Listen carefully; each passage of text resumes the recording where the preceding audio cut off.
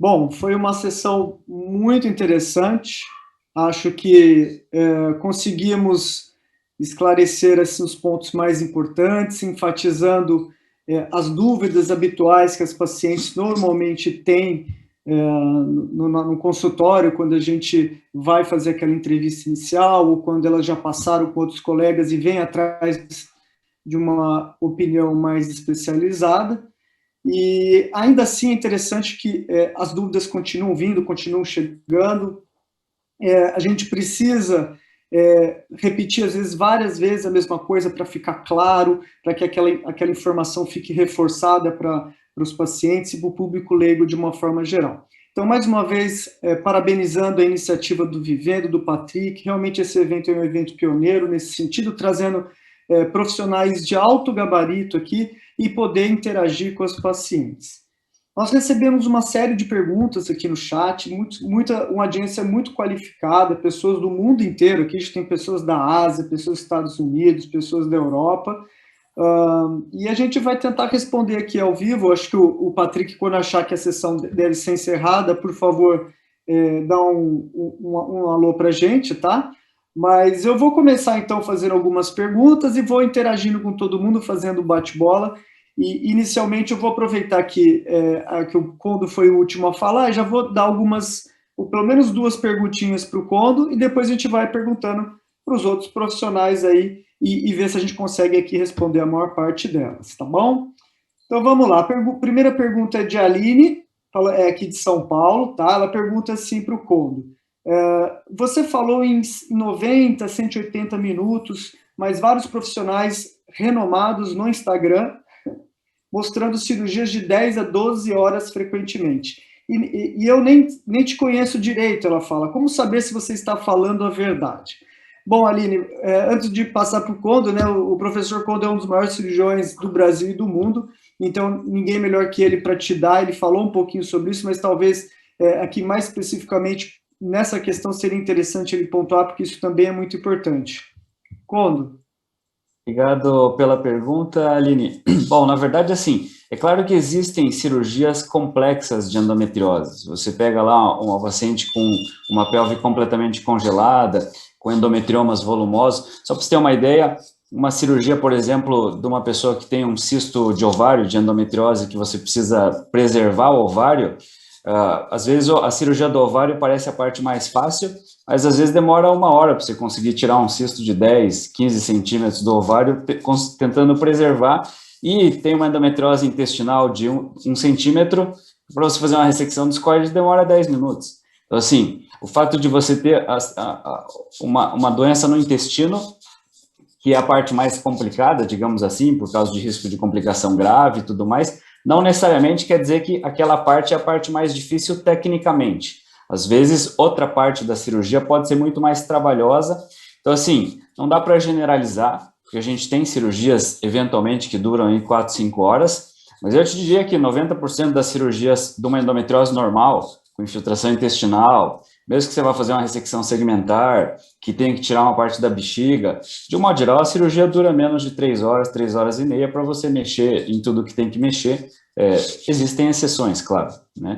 Mas isso também faz parte, a curva de aprendizado, a sua equipe multidisciplinar, você ter uma boa adaptação sua com o seu assistente, por isso que a questão da equipe é super importante. Eu, por exemplo, eu faço cirurgias com o colega que opera comigo mais tempo e opero com estagiários, opero com alguns alunos.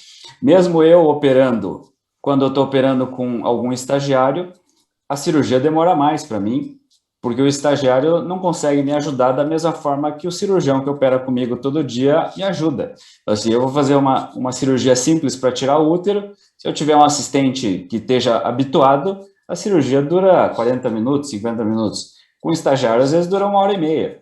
Então, assim, mesmo o mesmo cirurgião, se não tiver a equipe adequada, a cirurgia dura mais. Então, são várias coisas que é difícil de explicar para quem não é do meio, mas é mais ou menos isso, na verdade.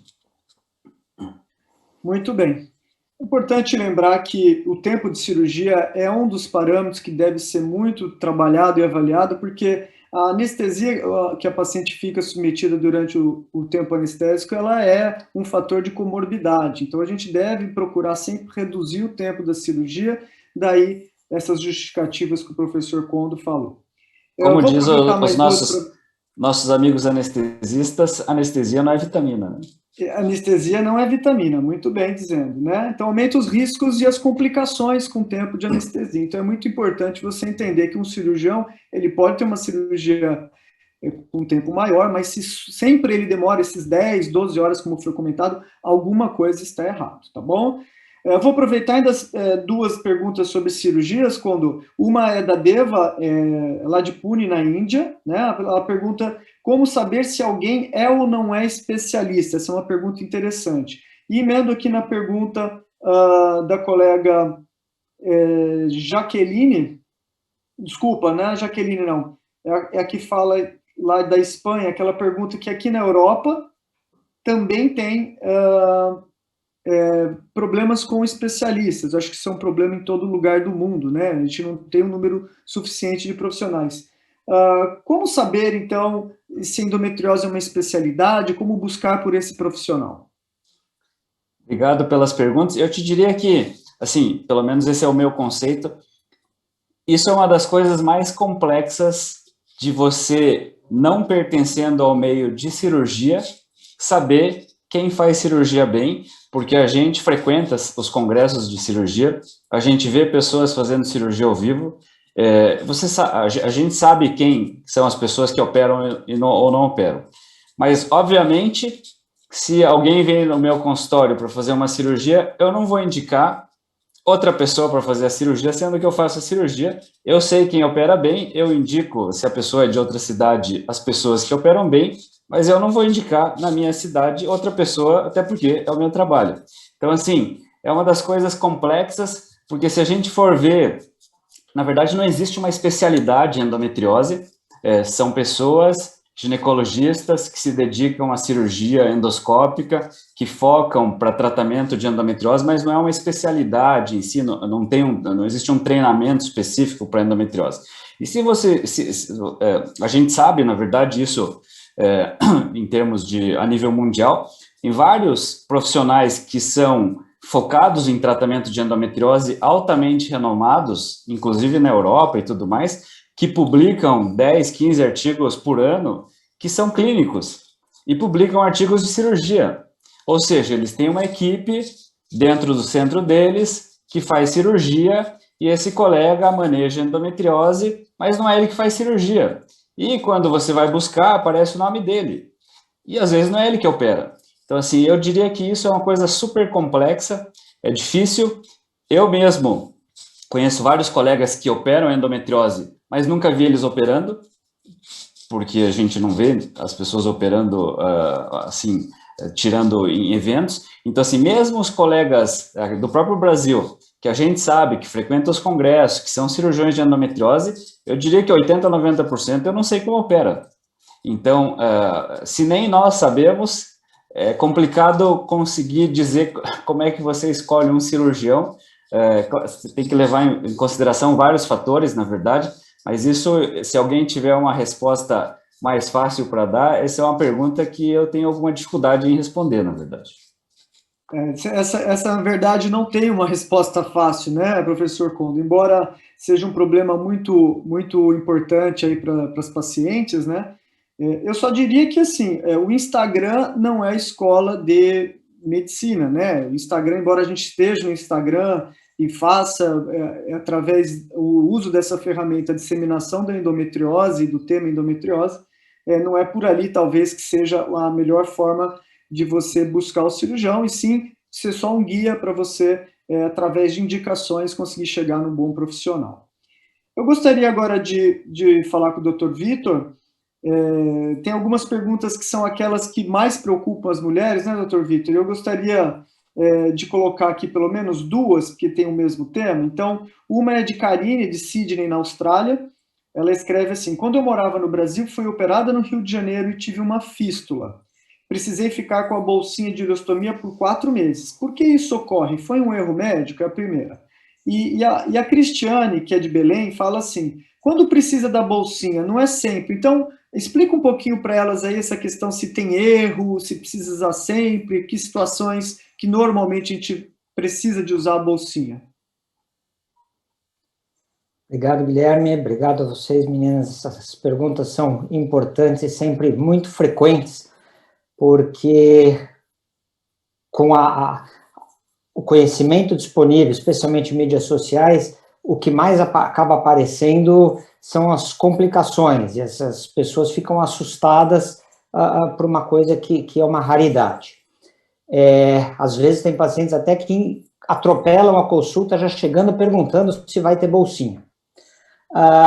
Vamos lá. A fístula, como eu falei, é uma das complicações, é uma complicação possível, como em qualquer procedimento, como em qualquer cirurgia, né? Eu costumo falar, são ossos do ofício, é um risco daquilo que a gente está fazendo. Mas é um risco que já está consagrado, os estudos mostram, vale a pena a gente correr esses riscos frente aos benefícios que a gente sempre tem. A fístula, ela pode acontecer, a grosso modo, por algum problema técnico, problema esse relacionado conosco, cirurgiões, no ato da cirurgia, poderíamos ter feito algo melhor e alguma coisa não saiu bem, ou por fatores do paciente, outras doenças associadas, remédios que a paciente toma e que podem influenciar na cicatrização. Então, uma fístula é uma coisa relativamente complexa no que diz respeito às causas.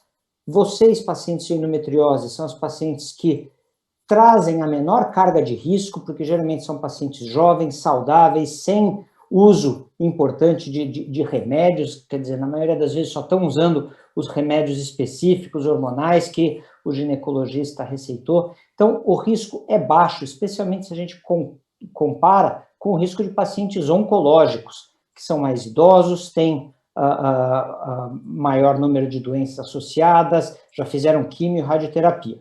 Então, a fístula pode acontecer, ela não deve ser encarada como um erro médico. É do jogo, tá? E o tratamento dela vai variar muito de acordo com a condição clínica da paciente. Por quê? Não precisa ser médico para saber que se vazar pum e cocô dentro da barriga, que é cheio de bactéria, não é uma situação tranquila. Então, a gente precisa olhar com muito cuidado, tratar individualmente. Se a paciente está bem, pode ser que dê para tratar só com antibiótico, às vezes precisa drenar, o ultrassom, levar um canudinho lá para aspirar, e às vezes, sim, precisa operar, e se a condição está tudo muito inflamado, muito infeccionado, e essa situação nos obrigar, a gente pode precisar desviar o caminho das fezes para fora daquela região, esperar a situação acalmar, a paciente melhorar clinicamente, e sim, sempre essa colostomia vai ser fechada. Se for procurar, até pode ouvir alguém que ficou com ela definitiva ou não, mas precisa entender, porque na endometriose a colostomia nunca é definitiva. Eu lembro aqui um caso que a gente operou com o Patrick há uns 3 anos, uma paciente no Rio de Janeiro, teve uma obstrução intestinal por endometriose, e ela estava há 5 anos com uma ileostomia e ninguém tinha coragem de pôr a mão nela. A gente avaliou, era uma paciente do Rio de Janeiro, a gente até trouxe ela aqui para São Paulo para estar na nossa casa, e foi preparado para uma guerra. E a cirurgia acabou sendo até mais tranquila do que a gente imaginava. Então, eu acho que não tenhamos medo da colostomia, ela não é para ser definitiva, e ela é um artifício que a gente pode usar para proteger, ou quando a gente já antecipa que tem um risco alto de fístula, então uma cirurgia muito complexa, que a emenda do intestino vai ficar muito próxima do ânus, ou numa situação de necessidade, quando a gente tem uma fístula. Ótimo, ótimo, Vitor, muito bem explicado. Esse eu acho que talvez o tema que mais incomoda os pacientes, né? Então, lembrando sempre que hoje, com o avanço técnico que a cirurgia teve, a gente diz para os pacientes que a probabilidade de se ter necessidade do uso é cada vez menor, né? E a gente comemora aí, como a gente comemorou com o grupo nosso aqui, depois de algum tempo sem necessidade nenhuma, né, de ileostomia, a gente fala, puxa, nós estamos no caminho certo, né? Eu vou aproveitar aqui a pergunta da Liló, que é aqui de São Paulo também. É uma pergunta meio difícil, porque é em cima de um caso, a gente avaliando assim, um textinho é difícil, mas isso eu acho que exemplifica um pouco. Vamos ver se o Vitor consegue responder. Meu cirurgião disse que se eu operar o intestino, precisarei da bolsinha. Tem uma endometriose de 6 centímetros que fica a 14 centímetros da borda anal. Não sei o que isso significa. Preciso mesmo da bolsinha? Vamos lá, Liló. É muito interessante a tua pergunta e vamos lá. Você não sabe o que significa pela tua lesão, uma lesão de 6 centímetros a 14 centímetros da borda anal. Bom, já adianto que você está junto com a maioria. A maioria das lesões é nessa região. Essa medida é uma medida estimada e a maioria das pacientes tem lesão entre 8 a 14, 15 centímetros. Então, você faz parte como eu costumo dizer, eu que só sou chamado para cirurgia da endometriose quando tem intestino, você faz parte do feijão com arroz. É o dia a dia quando eu entro junto numa cirurgia. Então, a bolsinha, que nem eu falei, não é uma situação obrigatória na cirurgia da endometriose. Inclusive, quando a consulta vai bem e a paciente não pergunta da endometriose, da bolsinha, eu até acabo colocando no final. Eu pergunto, você não vai me perguntar da bolsinha? Porque eu falo, sempre tem um espirituoso que depois que você sair daqui, vai falar, nossa, Matheus, cirurgião vai pôr bolsinha e não te contou. Não pomos bolsinha, a bolsinha não está na programação da primeira cirurgia de endometriose. Ela, que nem eu falei, ela vai acabar sendo cogitada com mais intensidade na complicação. E, que nem eu sempre falo, se na primeira cirurgia da endometriose, se eu não adiantei que talvez vá precisar de uma ileostomia, eu falo, tem que acontecer algo muito grave, tem que cair uma parede no centro cirúrgico para a gente, numa cirurgia que a gente não pensou em fazer colostomia, terminar com colostomia. Mas sempre vai ter uma boa explicação. Então, colostomia eu acho que não devia, eu acho que deve ser explicado para a paciente, mas não devia nem entrar na discussão assim, no geral. Casos específicos, vamos lá, mas no geral, não. Vamos esquecer a colostomia. Perfeito. Esse é um tabu que a gente está, aos poucos, né, enfrentando ele, e ao mesmo tempo que a gente não deve estigmatizar a estomia de uma forma geral, né, a gente não deve colocar ela como a questão mais importante no nosso processo de preparo da cirurgia. Muito bom, muito boas explicações, tem muitas perguntas aqui elogiando as aulas, viu, agradecendo, algumas pacientes falando aqui dos colegas aqui o quanto que foram importantes na vida delas, parabéns a todos. Eu queria perguntar agora para o Dr. Patrick, né, emendando um pouquinho nesse assunto, que eu acho que é o assunto que mais traz aí um pouco de preocupação para os pacientes, é a questão do intestino, né? Sobre a indicação, Patrick, quem pergunta é a Mariana de São Paulo.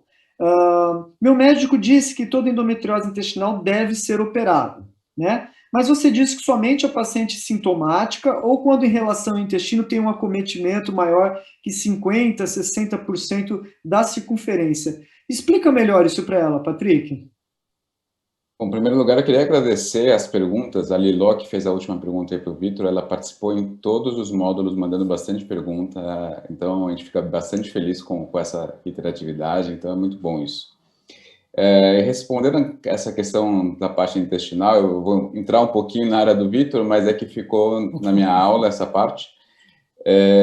Bom, eu tentei mostrar naquele esquema justamente que a gente tem endometriose, quando a gente fala endometriose intestinal, a gente pode ter endometriose no intestino delgado, pode ter endometriose no seco apêndice e pode ter endometriose no intestino grosso. Então, é basicamente isso. Primeira coisa, é ver se a paciente está sintomática ou não está sintomática, ou seja, a paciente tem dor ou não tem dor. Então, isso é a primeira coisa que eu vou fazer em relação às pacientes. Se a paciente tem dor, eu vou ver se tem algum critério de operação obrigatório de cirurgia. Se não tiver esse critério obrigatório de cirurgia, eu vou tentar tratar ela clinicamente e se não tiver a melhora clínica, aí eu posso indicar uma cirurgia. Mas se a paciente não tem dor, eu só vou indicar cirurgia para ela se ela tiver algum critério obrigatório de cirurgia, né? E os critérios obrigatórios de cirurgia são critérios que podem comprometer a função de algum órgão ou quando a gente não consegue excluir uma neoplasia, um câncer. Então, por exemplo, o intestino delgado, ele é fino. Então, uma endometriose no intestino delgado, ela sempre vai ser operada pelo risco de obstrução, tá? A junção do intestino delgado com o intestino grosso é no seco, tem uma válvulazinha lá. Então, também nessa junção ou no seco, a gente sempre vai operar em endometriose pelo risco de obstrução. O apêndice, que é aquela caudinha que eu mostrei no meu esquema da minha aula, a gente não consegue diferenciar por exames de imagem com certeza se aquilo é uma endometriose de apêndice ou se é um câncer de apêndice. Então, também sempre vai operar. E o intestino grosso, ele é grosso, né? Como o próprio nome diz, ele é bastante grosso. Então, é só para a gente ver o diâmetro do intestino grosso, a gente ter ideia do diâmetro das fezes, né? Então, a gente pode pensar em 3, 4 centímetros é o diâmetro do intestino grosso. Então, a chance de uma obstrução no intestino grosso é muito menor. Então, seria obrigatório quando a gente tem um risco maior de obstrução, que seria quando a gente tem a partir de 50% a 60% da circunferência comprometida. Muito bom, muito bem explicado, Patrick. Em relação à indicação da cirurgia, né? Aí já é um caso mais atípico, mas tem ficado cada vez mais em discussão, né, sobre a endometriose do diafragma. Quem pergunta é Filipa, de Lisboa, em Portugal. Ela fala assim: tenho endometriose no diafragma e tenho dor no ombro todos os meses, provavelmente na menstruação, né? Aí ela pergunta: eu preciso operar, Dr. Patrick? Então, o William até mostrou uns vídeos bonitos de uma ressecção lá de diafragma, né? Então, o diafragma, assim, graças a Deus, é uma exceção, então não é o sítio, o local mais comumente afetado por endometriose, mas, mais uma vez, o diafragma, a gente não teria um comprometimento funcional. Então, o que vai indicar uma cirurgia de diafragma? A sintomatologia da paciente, se aquela paciente tem dor ou não, e se aquela dor foi ou não passível de ser controlada clinicamente. Então, por exemplo, a Filipa aí está falando que ela tem dor todos os meses, provavelmente na menstruação. Será que a Filipa usou algum método hormonal para tentar controlar clinicamente essas dores? Né? Eu acredito que sim. Então, se ela está usando um método hormonal há mais do que 6 meses, e mesmo assim persiste com dor, a gente tem que aventar a hipótese de uma cirurgia sim. Mas se ela não está usando nenhum método hormonal e não tem nenhum outro critério obrigatório de cirurgia, aí a gente tem que pensar num tratamento clínico antes de partir para uma cirurgia. Muito bom. É sempre importante te reforçar aqui, né, pessoal, que nós tentamos explicar baseado nas informações que vocês dão para a gente. Então é difícil a gente, às vezes, criticar a conduta ou a posição de um colega baseado só no que vocês estão dando, mas a gente tenta criar um cenário mais comum, né, e tentar colocar isso de uma forma que seja fácil de entender. Eu sei que vocês ficam bastante ansiosas com relação se o que está sendo proposto no tratamento de vocês é correto, né? Porque nem sempre é fácil, principalmente quando se fala de tratamento medicamentoso, né? A Catiane fez uma aula aí brilhante sobre isso, o quanto é difícil a gente, às vezes, acertar um tratamento, às vezes demora meses, porque cada vez que você reintroduz um tratamento, você tem que aguardar a resposta, e isso para o paciente, às vezes, pode parecer que não está sendo feito de forma correta. Mas eu já vou aproveitar esse tema e vou perguntar para a Catiane, uma pergunta perguntada por Amanda. Amanda, ela é uma brasileira, mas hoje mora em Singapura. Estamos com audiência lá da Ásia aqui no evento. E ela pergunta o seguinte, Catiane, meu médico disse que tanto faz qual tipo de contraceptivo, né? Você falou um pouquinho. Isso é verdade? Como que a gente conversa com o paciente sobre esse tipo de afirmação? Então, assim, é muito importante a gente saber que as evidências científicas, elas trazem que o anticoncepcional oral combinado, ou um progestágeno, ou, por exemplo, outro derivado de algum progestágeno, como a gestrinona, implantes, eles podem ser usados, sim, para controle do sangramento e para bloqueio da menstruação. Então, vai depender de diversos fatores, né? Vai depender da tolerabilidade, vai depender da paciente, se ela tem algum efeito colateral, ou se ela tem uma contraindicação a um ou ao outro. Então, por isso a importância da anamnese, da história clínica, né, de você examinar. Agora, a gente sabe que existem alguns tipos de progestágenos, que são progesteronas que estão dentro do anticoncepcional. Então, vamos dizer que tem um anticoncepcional combinado, que tem estrogênio e progesterona. Então, existem alguns que têm uma ação mais potente naquele endométrio. Então, eles têm uma ação melhor como antiestrogênica, ou seja, tentando diminuir o estrogênio ali naquele endométrio, e antiprogestagênica também, mas em contrapartida tem efeitos colaterais. Então, alguns efeitos colaterais. Então, é muito desse cuidado de individualizar cada paciente, seus efeitos colaterais, mas existem sim os que a gente prefere por conta dessa ação melhor antiestrogênica. Excelente. Importante sempre a gente deixar claro para os pacientes, e aí talvez seria um parâmetro para vocês, o nosso objetivo com o tratamento, diferente do tratamento clínico, diferente do cirúrgico, não é tratar e remover as lesões. A lesão ela não vai desaparecer. É melhorar os sintomas que vocês apresentam.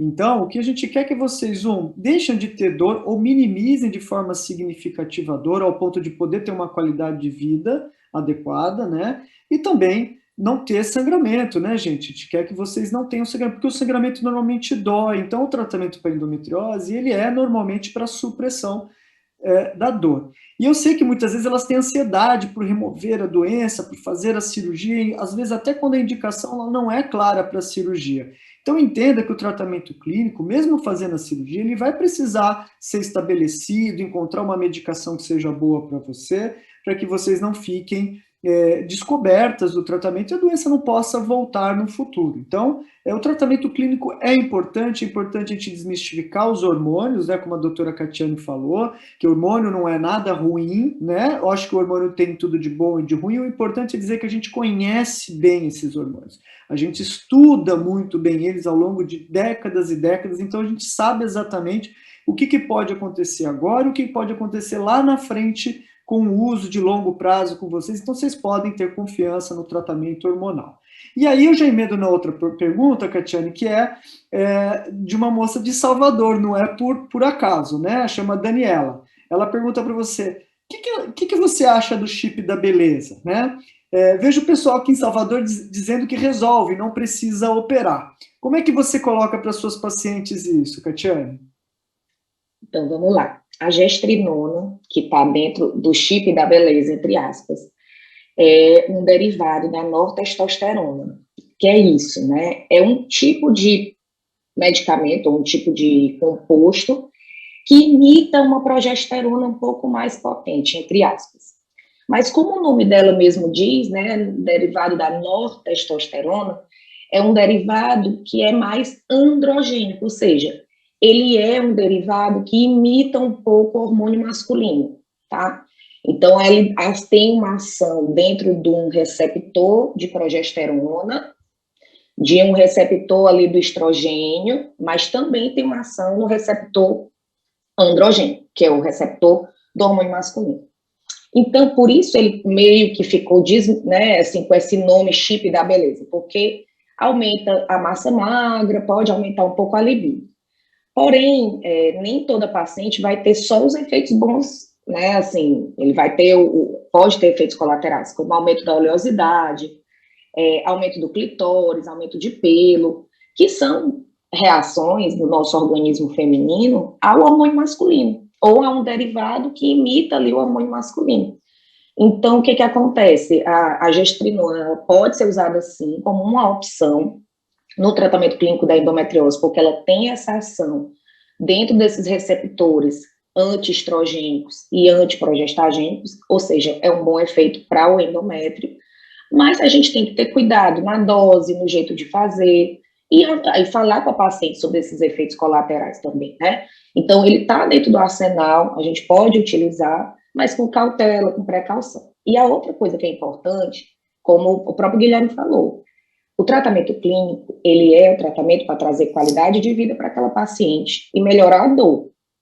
Se ele chega num ponto que a gente não consegue mais tratar clinicamente ou que ela não tem mais essa indicação única e exclusiva, a gente precisa dar o próximo passo, que é a cirurgia. Então, ele não substitui a cirurgia. Ele pode ser uma ponte para uma melhora da qualidade de vida e a paciente fique bem e a gente não precisa operar. Ele pode ser uma ponte para a paciente melhorar ali a qualidade de vida, mas não melhorar totalmente. A gente precisa complementar com a cirurgia. E ele pode ser um complemento da cirurgia após o tratamento cirúrgico, quando ela já tem indicado um tratamento, uma indicação cirúrgica, como o professor William falou, como o Patrick falou. Então, é muito importante essa individualização, essa gestão do tratamento da endometriose, porque, como o William falou, todos nós somos cirurgiões, né? A gente opera, a gente faz as cirurgias, a gente indica as cirurgias, mas é importante a indicação mais precisa, no momento certo, no momento mais adequado para aquela paciente, para evitar essas diversas cirurgias desnecessárias. Exatamente, muito bom. Então, entender o papel importante da cirurgia e também do tratamento clínico, e a cirurgia, assim como o tratamento clínico, ele vai surtir o melhor efeito quando ele bem indicado, né? Então, é importante ter um profissional que realmente entenda e saiba essas nuances que a endometriose tem, né? Uma doença bastante enigmática. Eu gostaria só de saber do Dr. Patrick, se nós temos tempo para perguntas, como é que nós estamos aí, se dá para perguntar mais alguma coisa. A gente já até estourou o tempo do primeiro bloco. Eu sei que tem um monte de perguntas que a gente recebeu aqui que a gente não conseguiu responder. Então, mais uma vez, a gente vai compilar todas elas, a gente vai fazer diversos posts no perfil do Vivendo, então todos vocês vão me ajudar a responder essas perguntas. Uma coisinha só para falar em relação à gestrinona, só um complemento. Apesar dela fazer parte do arsenal, ela foi abandonada na maior parte dos locais pelos efeitos colaterais, né? Ela era utilizada por via oral. Hoje, a apresentação por implantes subdérmicos que existe no mercado, ela não tem validação pela Anvisa, tá bom? Ela só é feita por farmácias de manipulação, não é feita por nenhuma indústria farmacêutica. Então, isso é uma coisa importante. E a própria Federação Brasileira de Ginecologia e Obstetrícia não recomenda o uso da gestrinona, tá bom? Então, sempre quando a gente for falar sobre gestrinona para alguma paciente, a gente tem que levantar tudo isso, né? Dar todos os elementos para que se possa decidir ou não pelo uso. Exatamente, né, Patrick? Porque não é que ela vai ser indicada de cara, né? Na verdade, é uma opção quando a gente tem várias outras antes, né? Porque são muitos os efeitos colaterais também. Então, a gente tem que ter muito cuidado no uso da gestrinona. Exato, a gente tem que pensar nela mais como exceção do que como uma rotina, como a gente vê alguns colegas prescrevendo e falando que é um milagre que vai curar toda a endometriose. Gente, eu vou ter que chamar o pessoal do próximo bloco para seguir adiante, porque senão eu sei que todo mundo aqui gosta de falar, a gente vai falar até de noite sobre cirurgia. Queria agradecer mais uma vez todos vocês pelas excelentes palestras que todos ministraram, o Gui pela coordenação aqui fantástica, como sempre.